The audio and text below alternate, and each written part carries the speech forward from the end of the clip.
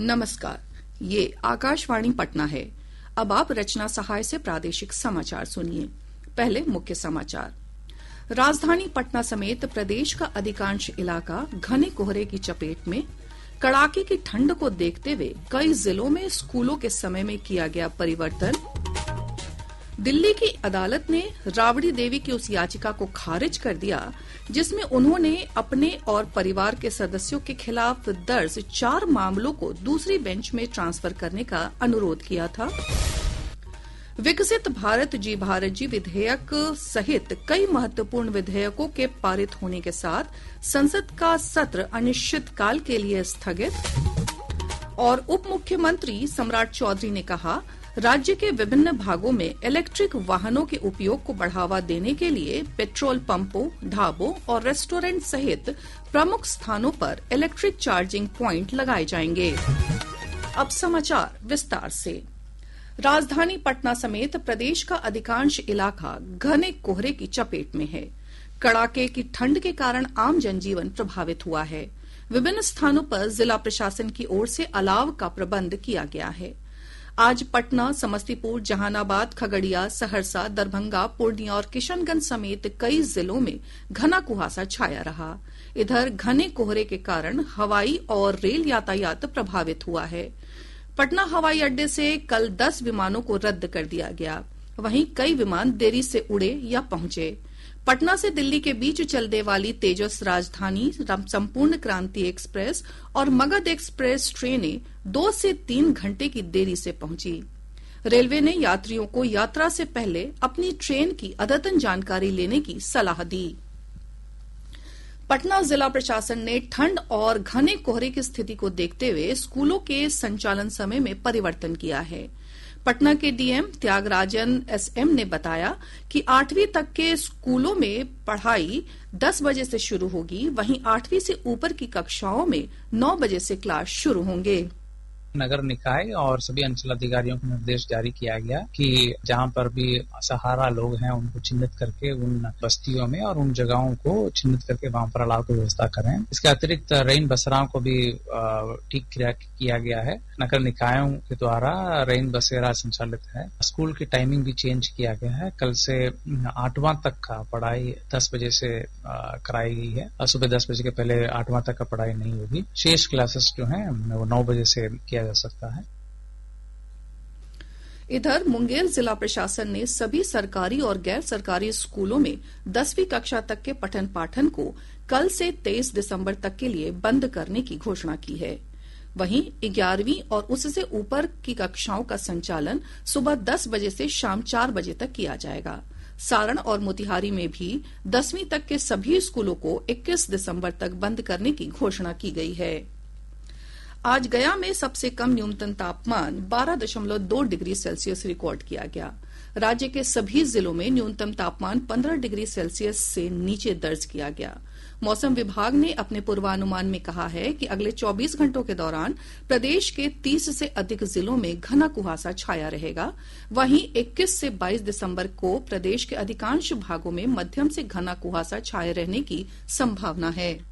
अगले 24 घंटों के दौरान राज्य के उत्तर पश्चिम और उत्तर मध्य भागों के अधिकांश स्थानों में घना से अति घना कोहरा छाये रहने की संभावना है। राज्य के उत्तर पूर्व और दक्षिण भागों के अधिकांश स्थानों में घना कोहरा छाये रहने की संभावना है। राज्य के उत्तर पश्चिमी और उत्तर मध्य भागों के 1 या 2 स्थानों पर शीत दिवस जैसी स्थिति होने की संभावना है। इधर ठंड और प्रदूषण के असर से बच्चे और बुजुर्ग लोग अधिक प्रभावित हो रहे हैं। आईजीआईएमएस के अधीक्षक डॉक्टर मनीष मंडल ने बताया कि अस्पताल में पहुंचने वाले 30% से अधिक मरीज ठंड और प्रदूषण से पीड़ित हैं। श्री मंडल ने लोगों से भोजन में ऐसी चीजों को शामिल करने की सलाह दी है जो शरीर को गर्म रखे। नागर विमानन मंत्रालय ने यात्रियों को कोहरे के कारण उड़ानों में होने वाली समस्याओं के लिए हवाई अड्डों और आधिकारिक प्लेटफॉर्मों से नवीनतम जानकारी लेते रहने की सलाह दी है। मंत्रालय ने कहा कि वे मौसम विभाग के साथ मिलकर काम कर रहा है और वास्तविक समय के मौसम पूर्वानुमानों के आधार पर परिचालन संबंधी निर्णय लिए जा रहे हैं। कुछ उड़ानें एयरलाइंस द्वारा रद्द की जा रही है और यात्रियों को हवाई अड्डों तक अनावश्यक यात्रा से बचने के लिए पहले ही सूचित किया जा रहा है। मंत्रालय ने कहा कि एयरलाइंस प्रभावित यात्रियों को धन वापसी और निःशुल्क पुनर्निर्धारण की सुविधा दे रही है। दिल्ली की राउज एवेन्यू कोर्ट ने राबड़ी देवी की उस अर्जी को खारिज कर दिया जिसमें उन्होंने आईआरसीटीसी और लैंड फॉर जॉब घोटाला मामले की सुनवाई को वर्तमान न्यायाधीश विशाल गोगले की बेंच से दूसरे जज की बेंच में ट्रांसफर करने की मांग की थी।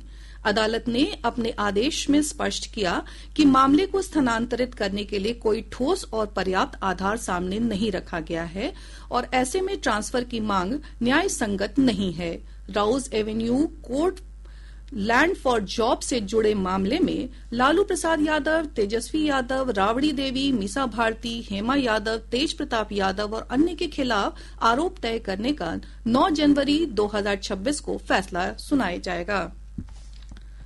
उप मुख्यमंत्री सम्राट चौधरी ने राज्य में इलेक्ट्रिक वाहनों के उपयोग को प्रोत्साहित करने के लिए बड़े पैमाने पर इलेक्ट्रिक चार्जिंग स्टेशन स्थापित करने के निर्देश दिए हैं। उन्होंने कहा कि भविष्य की परिवहन आवश्यकताओं और पर्यावरण संरक्षण को ध्यान में रखते हुए ये कदम अत्यंत आवश्यक है। उप मुख्यमंत्री ने पटना में आयोजित बैठक में अधिकारियों को निर्देश दिया कि पेट्रोल पंपों, ढाबों और रेस्टोरेंट सहित प्रमुख स्थानों पर इलेक्ट्रिक चार्जिंग प्वाइंट लगाए जाएं ताकि आम लोगों को इलेक्ट्रिक वाहनों के उपयोग में सुविधा मिल सके। उन्होंने कहा कि इससे न केवल इलेक्ट्रिक वाहनों के इस्तेमाल को बढ़ावा मिलेगा बल्कि निजी निवेश को भी प्रोत्साहन मिलेगा। चार्जिंग स्टेशन स्थापित होने से स्थानीय स्तर पर रोजगार के नए अवसर भी सृजित होंगे। उन्होंने कहा कि ये पहल जलवायु परिवर्तन की चुनौती से निपटने में भी मददगार होगी। गोपालगंज जिले के ऐतिहासिक सिद्धपीठ थावे मंदिर में चोरी के मामले में अभी तक अपराधियों की गिरफ्तारी नहीं हो पाई है। सारण के डीआईजी नीलेश कुमार ने बताया कि इस मामले में गठित एसआईटी की टीम अपराधियों की गिरफ्तारी के लिए लगातार छापेमारी कर रही है। डीआईजी ने चोरों की तस्वीर जारी करते हुए सुराग देने वाले को 1 लाख रुपए इनाम देने की घोषणा की है। प्रादेशिक समाचार आप आकाशवाणी पटना से सुन रहे हैं। ताजा समाचारों के लिए आप हमारे एक्स हैंडल AIR_News_पटना पर जा सकते हैं। संसद के दोनों सदनों की कार्यवाही आज अनिश्चितकाल के लिए स्थगित कर दी गई है। इसके साथ ही 19 दिन का सत्र अनिश्चितकाल के लिए स्थगित कर दिया गया। सत्र के दौरान कुल 15 बैठकें हुई। एक रिपोर्ट।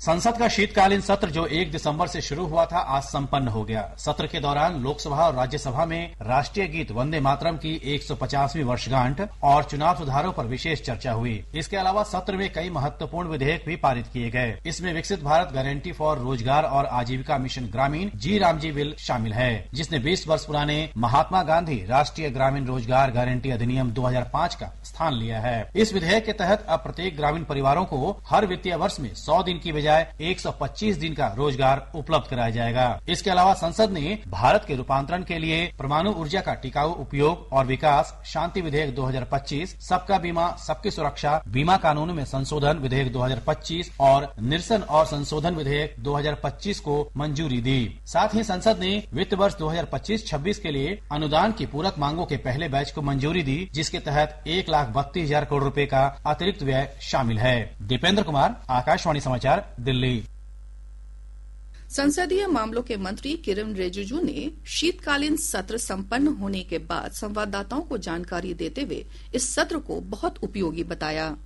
कोई लोग शायद अंदाजा नहीं होगा, जो बिल्स पास किए गए हैं इस सत्र में, ये करोड़ों लोगों का जिंदगी सुधारने के लिए और भारत को विकसित राष्ट्र बनाने के लिए बहुत बड़ा काम आने वाला है। बहुत लोगों ने इलेक्शन प्रोसेस को लेकर के सवाल उठाने का कोशिश किया, लेकिन इलेक्शन रिफॉर्म्स पे जो दोनों सदन में बहस हुई, उसके बाद पूरा दूध का दूध पानी का पानी हो गया और चुनाव प्रक्रिया, स्पेशल इंटेंसिव रिवीजन, SIR और इलेक्शन कमीशन को जिन्होंने आरोप लगाया, सबका पर्दाफाश भी हो गया। संसद ने विपक्ष के विरोध के बीच विकसित भारत VBG रामजी विधेयक 2025 ध्वनि मत से पारित कर दिया। लोकसभा इसे पहले ही पारित कर चुकी है। विधेयक से हर वित्तीय वर्ष में प्रत्येक ग्रामीण परिवार को 125 दिन का रोजगार मिलेगा। राज्यसभा में विधेयक पर चर्चा का उत्तर देते हुए ग्रामीण विकास मंत्री शिवराज सिंह चौहान ने कहा कि सरकार राष्ट्र प्रथम के विचार के साथ काम कर रही है। उन्होंने कहा कि गांवों के विकास के बिना देश का विकास नहीं हो सकता। श्री चौहान ने कहा कि सरकार समाज के वंचित वर्गों को लाभ पहुंचाने के लिए अथक प्रयास कर रही है। हम पैसा बचाना नहीं चाहते, हम रोजगार देना चाहते हैं, गांव को विकसित बनाना चाहते हैं। इसलिए इसी साल बजट में प्रस्तावित है 1,51,282 करोड़ रुपया। और ये रुपया कहाँ जाएगा? ये मजदूरों को मजदूरी के लिए भी जाएगा, ये गांव के विकास के लिए भी जाएगा। अकेले भारत सरकार 95,600 करोड़ रुपया खर्चा करेगी। केंद्र सरकार इस विधेयक के माध्यम से वर्ष 2047 में विकसित भारत की राष्ट्रीय परिकल्पना के अनुरूप ग्रामीण विकास ढांचा तैयार करना चाहती है। केंद्रीय मंत्री राजीव रंजन सिंह ने विकसित भारत जी राम जी बिल पर विपक्ष के विरोध पर कहा कि राहुल गांधी किसी भी चीज का विरोध कर सकते हैं। श्री सिंह ने संसद से बिल के पास होने के बाद पत्रकारों से बातचीत में कहा कि मनरेगा को भ्रष्टाचार का अड्डा बना दिया गया था। उन्होंने कहा कि नई योजना से ग्रामीण अर्थव्यवस्था मजबूत होगी। राहुल गांधी जी किसी चीज का विरोध कर सकते हैं, ये उनका स्वभाव का पार्ट है। राहुल गांधी जी ने कभी आकलन किया है कि मनरेगा कानून जो उन्होंने बनाया था वो कितना बड़ा भ्रष्टाचार का अड्डा बन गया था। भारत सरकार ने जो उस योजना को खत्म नहीं किया, एक नई योजना लेके आई और वह योजना ग्रामीण अर्थव्यवस्था को सुदृढ़ करने में सहायक होगी। लेकिन आप ये सब चीज सकारात्मक सोच रखिएगा तभी नहीं सब दिखाई पड़ेगा, नकारात्मक सोच में कहाँ से दिखाई पड़ेगा। वहीं कांग्रेस नेता प्रियंका गांधी ने आरोप लगाया कि सरकार ने विपक्ष की आवाज सुने बिना इस बिल को मंजूर कराया है। आप आखिरी 2 दिन में 4-5 बिल ले आते हैं, उसके लिए कम समय रखते हैं और फटाफट सब कुछ पास करना, ये तो गलत है ना। ये खुद ही संदिग्ध है, मतलब यही चीज संदिग्ध है। पूर्वी चंपारण के केसरिया में निगरानी विभाग की टीम ने आंगनबाड़ी केंद्र की महिला पर्यवेक्षिका अंबालिका कुमारी को 4,000 रुपए रिश्वत लेते हुए गिरफ्तार किया है। ब्यूरो के पुलिस उपाधीक्षक अखिलेश कुमार ने बताया कि मठिया पंचायत निवासी जनार्दन प्रसाद के आवेदन की जांच के बाद ये कार्रवाई की गई। भाजपा के राष्ट्रीय कार्यकारी अध्यक्ष बनने के बाद नितिन नवीन 23 दिसंबर को पहली बार पटना पहुंचेंगे। बिहार भाजपा के प्रदेश अध्यक्ष संजय सरावगी ने आज इसकी जानकारी दी। 23 दिसंबर को हमारे राष्ट्रीय कार्यकारी अध्यक्ष नितिन नवीन जी इस पटना के धरती पर आ रहे हैं। लगभग 12:30 बजे वह एयरपोर्ट आएंगे और पूरे बिहार के और पटना के कार्यकर्ताओं में अति उत्साह है और उनको बड़ी तैयारी के साथ वो रोड शो करेंगे और उसके बाद मिलर स्कूल में बिहार भारतीय जनता पार्टी उनका अभिनंदन करेगी।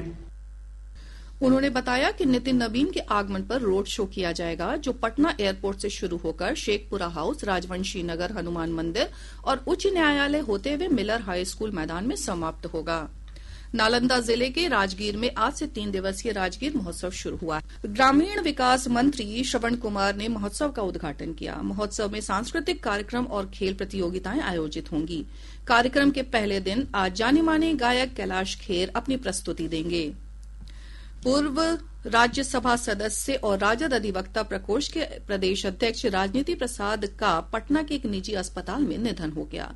वे पिछले कई दिनों से बीमार चल रहे थे। उनके निधन पर पूर्व केंद्रीय मंत्री जयप्रकाश नारायण यादव और राजद अधिवक्ता प्रकोष्ठ के जिला अध्यक्ष अनिल कुमार भूषण सहित अन्य लोगों ने शोक व्यक्त किया है। और अब अंत में मुख्य समाचार एक बार फिर। राजधानी पटना समेत प्रदेश का अधिकांश इलाका घने कोहरे की चपेट में। कड़ाके की ठंड को देखते हुए कई जिलों में स्कूलों के समय में किया गया परिवर्तन। दिल्ली की अदालत ने राबड़ी देवी की उस याचिका को खारिज कर दिया जिसमें उन्होंने अपने और परिवार के सदस्यों के खिलाफ दर्ज 4 मामलों को दूसरी बेंच में ट्रांसफर करने का अनुरोध किया था। विकसित भारत जी राम जी विधेयक सहित कई महत्वपूर्ण विधेयकों के पारित होने के साथ संसद का सत्र अनिश्चितकाल के लिए स्थगित। और उप मुख्यमंत्री सम्राट चौधरी ने कहा, राज्य के विभिन्न भागों में इलेक्ट्रिक वाहनों के उपयोग को बढ़ावा देने के लिए पेट्रोल पंपों, ढाबों और रेस्टोरेंट सहित प्रमुख स्थानों पर इलेक्ट्रिक चार्जिंग प्वाइंट लगाए जाएंगे। इसके साथ ही आकाशवाणी पटना से प्रसारित प्रादेशिक समाचार का ये अंक समाप्त हुआ। आकाशवाणी पटना से अगला समाचार बुलेटिन प्रातः 8:48 से प्रसारित किया जाएगा।